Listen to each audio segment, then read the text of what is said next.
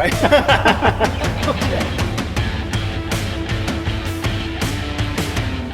So, triathletes, welcome from Horgen, from my Flume. With me is Christian. Hey. You know already from the video from the bicycle. Yes, from the aero position optimization. Yes. Yeah. Today we take a look to the swimming. Yes, same problems again. So I've been standing here at the Flume for about almost 4 years now, and we are going to show you two major main mistakes that repeat every week, and I ask myself, why are they doing those mistakes?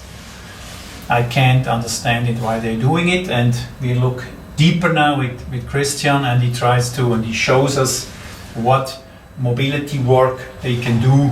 They have to do, yeah. They have to do Yeah. to really get this mistake away, get Yeah. this mistake solved.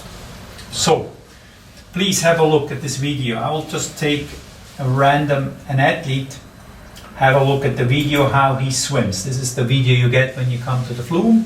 So you see, every time he breathes, his hip will fall down and his leg will be lifted up, and what did we say? He splits. He splits the legs. Okay? Yeah. So this has nothing to do with propulsion. He is splitting the legs. This is actually slowing down his speed. And Christian mentioned before, we have to really look closely here, what's happening. Yeah, here and like that. Why is this athlete doing this? Okay. Is Yes. the question. That's a good question. So, first of all, I think it's very important to understand what our major problem in water is. And the major problem is we need oxygen. So all the time when we swim, our brain deep inside will breathe. So that's the first thing that Wants to breathe but cannot breathe it all the time. wants to breathe, cannot, and so we have to find the air, and that's give us a direction. What we do. So, and this athlete, a lot of athletes I see as well in the strength mobility training that I do in my studio, has this problem that in course of injuries or sitting all the day in the office, they have limited movement for the head. Turning left and right, as well to go forward and backward with the head. Okay. Combination with a stiff shoulder and chest area. Is this And what's- coming from a lot of error position riding also? Could it come? Can. Can So come. if you sit in the desk, Yeah, curved, yeah, then you take same position yeah. on the bike, Yeah. also curved, not optimal for the drag, but same position, and then you are in the same way stiff, Okay. like another 8 hours in the Okay. office, 4 hours additional on the bike in summer, it's 12 hours, then you go to sleep. Yes, and then you know what's your spine is doing. Okay, back to this guy here. Yes, we see the split, talk about, and we see the drop in the hip. Every time he breathes, that's what we see. Okay, what's the problem? We don't have him here in the moment, but I see he struggled to turn the head. That's the first thing. If we struggle to turn the head, one thing has happened. We don't do a rotation. If the arm is up in the air, we do rotation and breathe here. If we cannot rotate, we have to lift the head. So meaning his head goes searching for the air. Searching for the air, yes, out of the water. And Yeah. in that moment, we lift the head Yes. over the water, Yes. the hip drops. Yeah, hips drops and he tries to balance Yes. it with the legs. That's the first thing. He tried to balance with the leg and give more stability, and wide position is more same if you stay Yeah. less stable, more stable, Yeah. same in water. Yeah. And the next point is if the problem is that with the work the position of your spine is a bit fallen, then you relativate the position with the head like a Yes. like a duck. Yeah. And in this position you can rotate the head, Yes. but your head is under Yes. the water. So that in my words, I tell them, you are following the air instead of really putting the shoulder down, creating a wave, and then lowering the head and turning it. Yes. Okay. The head turns down. Yes, and that's a problem of mobility in this area, in the neck area and shoulder area. Second thing, we see this wide, so we see the drop, the splitting of the and legs. we see the wide split of the legs, and that's also a problem if you are not able to control your back line of the muscle. So that means from the foot over the calf, over the hamstring muscle, glute muscle, back muscle, shoulder muscle, and as well back side of the arm. We have a connection from all this, and now in this situation he try to breathe with less mobility. That means he lift up, and if he have enough power here, he cannot lift because he has not the power. Then he lift with the hip. And then we have a disconnect from upper body and lower body because it compensates here in this area, and then it starts to breaking the rotation. And then we have two possibilities: doing a sideward movement, like a snake. Yes. That's the first a lot of things we say. Yes. Don't do a snake movement. Okay, we don't do the snake movement. We concentrate to be stable, but we have to bring the power. So I use the leg to push in the water and give me the energy to come up. Okay. Yeah. Okay. So that's the theoretical points why we do this. Okay. This athlete is not here at the moment, and we have to observe, of course, with testing what he actually needs to do. But in general talking, this is what we recommend. Yes. For the water, they are at least one good exercise you can advise, you can do if you are swimming like this, is a constant touching of the feet, kicking all the time. 360 degrees with your arms. I don't care where the arm is, what is the arm doing, your legs will always touch it, and you feel it. You can feel it while you swim. Am I touching? Yes. Am I touching? Am I touching? No, I'm not touching. Okay, go back to touching. So this is something you can do in the water. In the water, yeah. Yes. And also what you can do is swim with a board between your ankles, so that you cannot do any kicking. Not swimming with the pool boy, because you can still kick a little bit.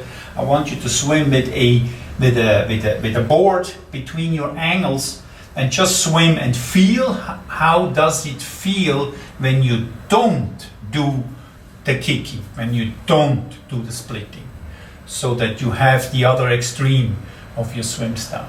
Yeah. And the exercise. Exercises. Yes. Now some for today some mobility exercises to mobilize this two stiff muscles. One point with the board, maybe you feel when you hold the board between the foots that you in this moment start to do this. Yes. Yeah, that's then you know, okay, I have a problem with my whole muscle connection. Okay. What we can do for the head? For the head, you can do as well in the office. You can do first. It's important you sit straight, so chest up, tend the core muscle and tend the back muscle, not the lower back. So it's not like pulling out the belly and load here. This is fixed. Chest is up. You load the muscle between the shoulder and chin up, and then you start to rotating left and right, and try to find with your eyes the shoulder. If you stop before, start slowly to increase it in intensity, to shifting really left to right. Compared to sitting like this, doing this and doing this. Yeah, it's not the same. No. When you do this, you feel the movement here. If you're going up, if you do this, you feel the movement here in the neck. So you do it with your spine. Yes. In the neck, two spines close to the neck. If you go up, rotate, you feel it here in the side. You see it? Yes. Right muscle here, right muscle there.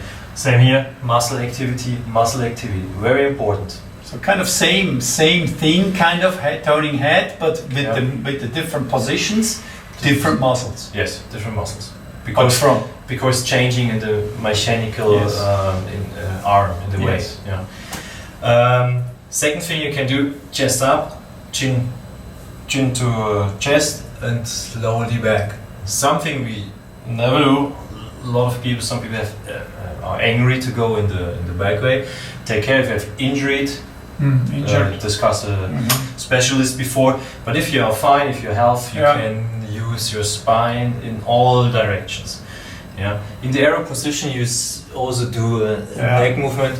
Here in this position, the gravity pushes you on the head, and then feels a bit different. Okay. But normally you use your spine up every day.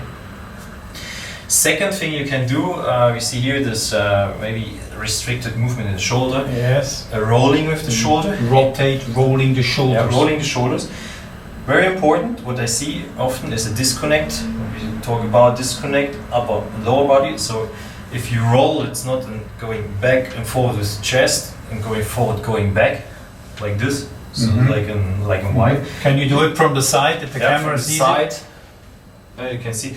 Mostly happen, we go back, and this you're going forward. This we don't want to do, okay? And then this we don't want to do. Don't want to do. Okay, you want to fix it, glutes, core, and then roll with the shoulders without some.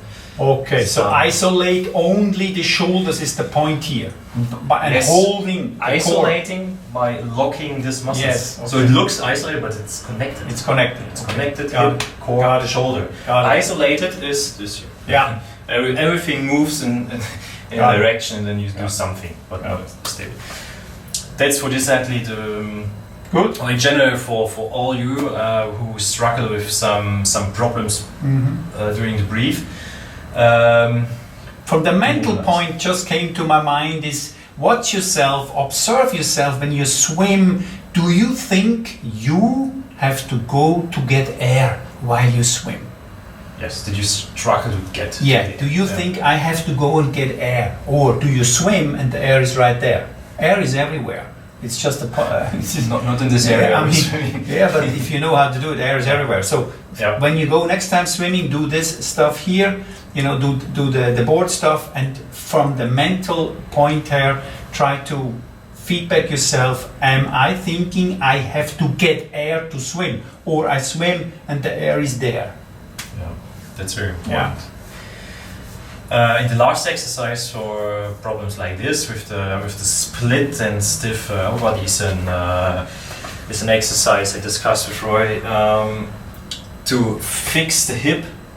Maybe you can use a table to fix your hip, and then start to chest up, chin, and start to rotate. And watch out for this exercise, because you really have to fix the hip. That's the point. Looks forward, shoulders, chest up. And now you have nearly 90 degrees. Left and right. And important also, drop down the shoulders, pull it back. You feel a lot load here in the side. Very strengthful here to keep this shoulder flat and not going to the side. Shoulders is here and hip is a bit rotated. Hip comes also in the movement. Then we have a not locked movement. So locked hip, glutes activated, chest up, rotating, pull the shoulders down to have a good connection. Can you left and right? Left and right. And other side, connect, chest up, tent core. Then how many times you do it? Five repetitions each side. And very important for all these movements: head movement, rotation movements. Start very slowly, no rush. Give no acceleration inside. So not it doesn't work. So I take it with the hammer, and then it's very dangerous to get. Makes me really sad and mad when I watch and observe swimmers doing, every time they swim, do the same technique in the water with all that stuff, but the basic core stuff they don't do, as you just showed. Yes, makes me sad. I never do anything in the water. If I'm doing something, I do it out of the water. If I'm going to the water, I like to swim. Yeah. So I tell my athletes all the time, what you not can control out of the water, you never can control in the water. Thank you. Because additional, and again, you have the problem first with oxygen. Thank you. So the second guy, this hurts, but so look at this water position. This is every fourth, fifth triathlete coming to my Flume has this body position in the water, so he produces a lot of drag. Let's say he would be a bicycle rider, he is like a sailing boat in the wind. Very big friction, not very efficient. And some of them try really everything what they can do, and they still swim like this. Swim like this. Yeah. High elbow, low elbow, blah blah blah blah. Can never do it. Okay, what's the issue of this guy? Okay. Can you repeat, or can you play it forward? Okay. Take a. Yes. Okay, we see it here a bit. So okay. Why does he have a big ball down there and not up here? What's the problem? Okay, so we have two things here. One thing, in my opinion, my experience is the feeling. Maybe you told your athletes push the chest. Yeah. Push the chest in the water. The women always say, be proud, show, Yeah, be proud. Be proud, chest up, push it in the water. Yes. What can happen, and what I think here this athlete has happened, he hasn't the feeling and the connection to push really the chest, tended here, push a bit the chest. So if I want to push the chest, I have to do this movement in the hip. Because if you see chest, next connection is the hip. So if you want to push the chest, you have to do the hip. If not, you push the chest, then you get rolled, head down, air going away. Next thing is, you don't do it here, you do it in the neck. Head down, you feel chest. Maybe you feel that you think. You feel that you're deeper in the water, but he just puts the head down. He put the head down, but not the chest. Not the chest. What he is doing additional to this problem, I think, he has a disconnect from the core muscle and spine muscle. That's the reason why he. So if we I show it on this side and you can see it, right? With here flat chest, core, legs. That looks straight. If I do this here, we see here the rib cage. Yes. I have a totally loaded lower back, disconnected glutes, tended hips. Yes. Feels also straight. And I push my chest in the water. If I push the glutes up, chin, I'm straight and flat. Okay. So I think this athlete has the problem that he don't know and don't feel the connection from this, let's say, three parts: head, chest, hip. And for this, he has to learn a good connection from head, chest, and hip. One possibility is calling the exercise hip hinge. So we connect head to chest to core and go forward with the hip. So we have here movement, go straight forward, activate glutes again, straight. So here we learn to have movement only in the hip. Okay. But tended core. Something what he maybe or what athletes do to get the power in the core is crunches. They do a lot of crunches in fitness studio. And the problem is we crunch this muscle and we all time pull the chest to the belly. In the water we want the opposite. Opposite. So what you can do is using a gym ball, these big air balls, go over the ball, get flexed in this, so maybe you have in this position here, the ball is in my back. The ball is here.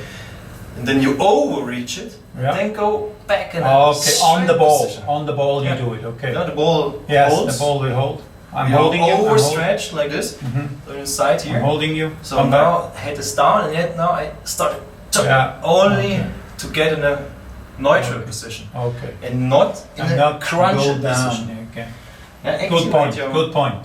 Activate your muscles in this way. You want to have it in a sports-specific position. It's very important. That's seen a problem. Also, if you train in machines, you don't go with your force in this position where you want to have it during your sport-specific movement. So if you do an exercise in a machine in this range, you never will have power during running because you need this position. Push back. The whole range of movement. Okay. Yes. So his workout will be what again? His workouts can be the same like before discussed before. Mobility for the head, shoulders. Yes. The exercise for the core. Yes. Connecting. Yes. And then connect 2 to 3 with this hip hinge. Okay, this one. So from the side a bit more forward, hinge it forward, backward. Glutes, core connected. The exercise this athlete or these types of athletes can do, what I recommend is before you go to the pool, you kind of go to the edge of the pool, you're just holding on the end of the pool, going into the water and trying to lift your legs up at the very end by pushing down your chest. Okay, then the legs will move up. Okay, but do it only in a pool where you're safe, nobody will jump on you. Yeah, maybe one additional information. So if you have an athlete that has very strong legs, strong calves, very muscle calves, and very lean, then maybe you struggle all the time to get up the legs, because if we took a look for the balance point, the body balance point, if he's so loaded with muscles, then this point goes a bit away. Then he has to compensate with a bit more leg intensity, leg push. These athletes I'm trying to teach. Please swim at the front of your style. So sometimes I also introduce them, kind of swing your arms hard so that your here in this balance point will be. It's very nice. In this shot we see he loses the core, so it pushes the rib cage in the water. Is stiff here, so we see very loaded, tended area, and then he lift with this loaded shoulder. He lift the head against, because arm is up. Restricted movement means all the time it's more loaded to the head because it's stiff, and then you lift, and then you're totally locked here. And then you lose the rib cage to find the and way to top of it, he puts his feet down and it really stops there. Okay, but that's that's an. But it's great if you have the video. You know, you must have a video to understand what you really do. Because if I explain this athlete, he swims like this, he will tell me you're a liar. But if you show the video, then they understand. Okay, I think that's it for now. Those two main mistakes from triathletes we talked about. Get you some exercise. Please do the exercising. How long do you need to do an exercise like this? A couple of weeks, 3-4 weeks until you see the results. You see some first results after 3-4 weeks. 3-4 weeks. But I would say the end of the scale of your way to go, it's surely is half a year. So you have to work very consequently, and not like I use it for 3-4 weeks, then it's boring. I stop it because we say it some minutes before. You have 8 hours a day in the office, maybe 1 hour in the car, 2-3 hours on the bike. You all the time tended, restricted, and take less of your rest time on the day to open all this. Also, a good side note to this athlete, he says, I swim all the time with pool boy because in the competition I will also be swimming higher up. What a bullshit is that? Because how can he ever learn to swim in a correct way if he's too much connected to a pool boy? Pool boy, you can swim when your position in the water is perfect, like a professional athlete. Yes, do pool boy work. As a triathlete struggling with body position in the water, stay away from a pool boy, please, because you are fooling yourself. Okay, so that's the result of an athlete too much connected, clinged on to a pool boy. If you take away the pool boy, he has no body position. So this is something that gets me a little bit mad, because an age group athlete is not a professional athlete. It's two different athletes. Yes, truly. Okay. And from point of biomechanics, same problem. If you connect pool boy here to the foot. Yes, Yes. you go up, Yes. but you never learn the muscle connection from there to there. Because Yes. you have a bridge, it lifts you Yes. up. You can fall with the hip. Yes. Nothing is Yes, happening. yes. You have a good water position. Yes. Struggling with the arms, a lot of Yes. load in the shoulders here, Yes. but you never learn to squeeze Yes. glutes, tend the core, Thank and breathe Yes. with tension in the core. Yes. Thank you. And yes, that's from mechanical, physical point of view. Yeah. Okay, we agree. We both agree. Do the exercises out of the water. Do them on a conscious, everyday level. When you go swim, swim. You don't need to warm up for 800 meters. You don't need a cool down of 600 meters and do all those technique stuff in the pool so that you can lock down 75 minutes of swimming. We don't need it. We really don't need it. I like to do 40 times 50 meters. It's 2K. Swim it on a very conscious level. Do the exercise before, go home. All right? My idea. Yes. It's too simple, Sometimes it's just too simple. Sometimes. All right, guys. Thank you for watching. We improvised a little bit today because we were missing the camera woman. Was busy today, but we gave you an impression here from the Flume. Christian sitting here on the edge next to the screen. So I hope you get the core message from this video.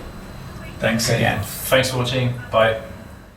Hi again, it's Christian. Now I show you a short summary of this exercises we talk about in the video. And yes, we have the two mistakes. One mistake is you're nearly flat in the water, but if you breathe, your legs breathe and give you more stability in the water. We say that's mostly about the problem that you are restricted in your movement in the head and movement in the shoulder, so that you not can go easy, breathe, or out of the water, breathe, going back. You are struggling, you have stiff shoulders and stiff neck, and then you have to lift, or you cannot complete rotate. Then you start to rotate with the hip, and then the legs give you more weight and stability. Okay, for this problem, you can exercise on a chair, sitting straight, moving the head left to right, chin down, and slowly, take care, slowly back in the neck. And you can also do left and right movements. Yes. Maybe you see in a moment I can go much more to the right than to the left. I had a little crash. It's a bit restricted now, and that's also good information for you if you have some crashes with the bicycle, doing the run, or you slip. Now winter's coming, you slip a bit, crash a bit on the arm, and you're restricted. Take care, take time to recharge, or to regenerate and get back your full range of movement. Okay. If you have the possibility to go to the ground, you can do this exercise also on the ground. Same here, take good position in the spine, then you can move left, right, you can go up, down, sideward movements also, and here you can add as well shoulder movement. So go up with the shoulders to the ears, go down, up to the ears, down, and you can also fall and push, so that you have all possible movements, shoulder and head. Do each side, up, down, sidewards, 5 times, 3 circles, to get a good routine. That's also very important to say. These exercises are more for daily routines. You can do it without equipment, and it's easy to include you in your day, and you don't need equipment. So that's the reason why we show these exercises without equipment and only with your own body. Okay. Another exercise for the shoulders is that you go on the ground, then you have the arms together, knees together, and you go from one side to another and going back.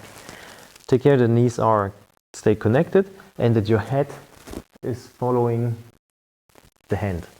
So it's not head staying and arm go backward and you have stress in the shoulder. You go like this. Both sides, twice 10 repetitions, and then you have a good exercise for the mobility. Okay, and the last one is rotation for the body. You stay in a hip wide position, connect glutes, and then you rotate with the upper body, so then you get tension here in the core. Try to rotate as much as possible and pull down your shoulder. Yeah? That gives you more control and more stability of your body rotation. Okay, and the second mistake was the fallen hip and legs.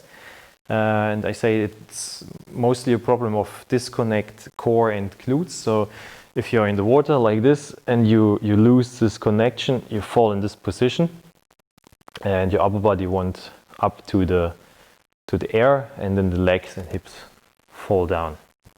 Okay, for this it's very important to know this difference from chest up and leaning backwards. So it's important you learn fixing your glutes, fixing your core, lift the chest. And when you want to push the chest in the water to get a better drag of your legs, then start the movement here in the hip. Do it like this and not like this. Yeah, very important. Only this. To learn for the core this exercise, I say we can use a Swiss ball. You can also use the end of your bed, leaning a bit over, and start to going down and in neutral position. So what I mean is, you need something that gives you a support, so that you can go over the neutral position, so more backwards, and pulling with the core in a neutral position. So that's the goal. Hands you can store in the chest, can go behind the ears, and it's a bit more intense, or you can use to control your position in your hip. Okay, neutral position, releasing, neutral position. And you don't want to crunch into this position, because shoulders over the hip you don't want, or you don't need. You don't need this here. You need long core and maybe a bit of this. Yeah? And that's the idea of the next exercise, is the hip hinge.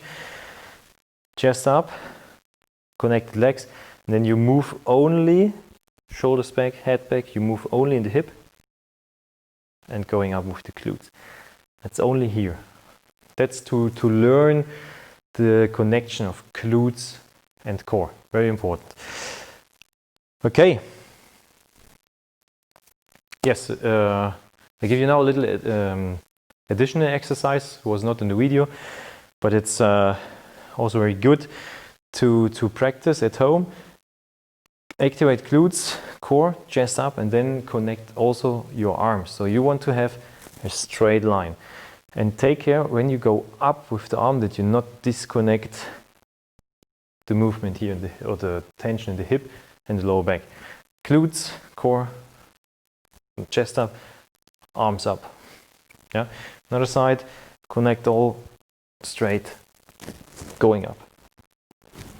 That you can repeat 10 times.